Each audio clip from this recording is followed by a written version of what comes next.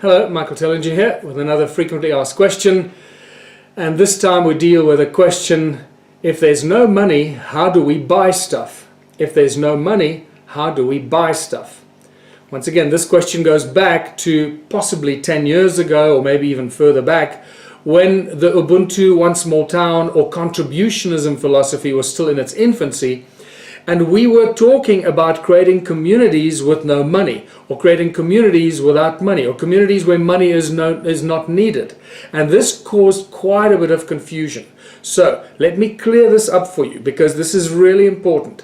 We are not creating communities without money, which means it can have a twofold meaning. We're not creating communities without the use of money so that we create the communities, or we need money to create the one small town situation. So yes, we need a lot of money, we need a lot of investment. The more funding, more investment we have, the more successfully we'll put into place the foundation of the one small town strategy, the contributionist philosophy, the cornerstone businesses that will start generating huge amounts of turnover and capital for our town and for our people and for the contributing members. So we're not creating communities without money, and we're not creating communities that don't use money. Okay, that's really important. So we're not suggesting one small town does not work without money. We still use money. We're not fighting the system. We're not opposing the system. We're not resisting the system. We are using the tools of enslavement as tools of liberation. And the number one tool of enslavement is money. So what we are doing, we're setting up a structure, our community, that will generate as much money as possible so that we can create as many businesses as we can, create as much arts, culture, engineering, everything that we need for ourselves in our town. But this is where the difference is. All those people that participate and contribute their 3 hours a week are co-owners of all the businesses that we've set up. So the money will be distributed to all the people that participate. So you'll be receiving money every month as soon as those businesses obviously are cash flow positive and we're making a profit. That could be very quickly with the short-term turnover businesses, to the medium turnover businesses, to the longer-term turnover businesses.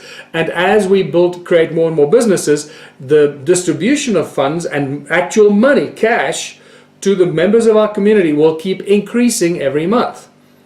But what will happen is that whatever we have made available to ourselves, whatever we're growing and services we're providing, will be available without pay to those who participate, to all the members of the One Small Town Plan of Action. So we're not creating a town in which money is not used. We're creating a town or a town without money. We're not creating a town without money or a town where money is not used. We're creating a system that those who participate have access to all the facilities, all the food, all the services, everything that we create without having to pay for it. And there's a big difference. So the statement or the question, if everything is free, if there's no money, how do we buy stuff? If there's no money, how do we buy stuff? And the same can be said. If everything is free, can I just go take anything? So this question and this answer applies to both those.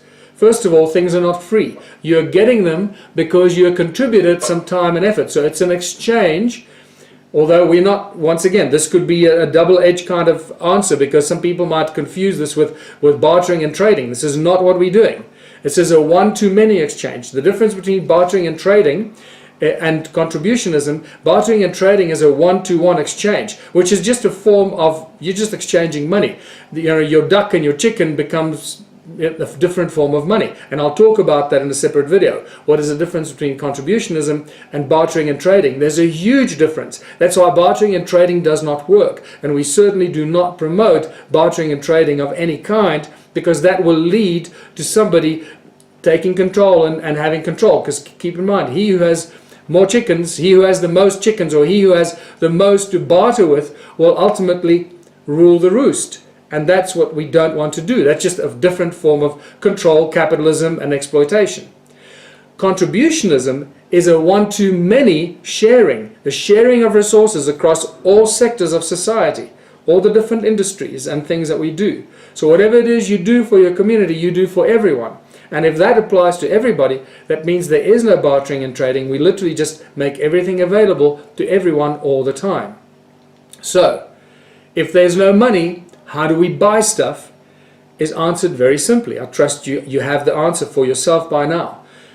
Those that do not participate in the One Small Town strategy will continue paying and buying things they do in a normal town, in normal life, in the system that we have today. They're not affected by what the rest of the people do that participate in the One Small Town strategy and implementation.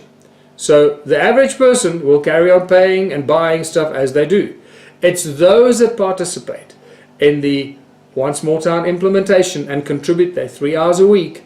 They will get things in return. You can call it for free. They'll get food for free and electricity for free or at a very high discount, and different levels of services that we start providing for ourselves at no cost if you contribute your 3 hours a week.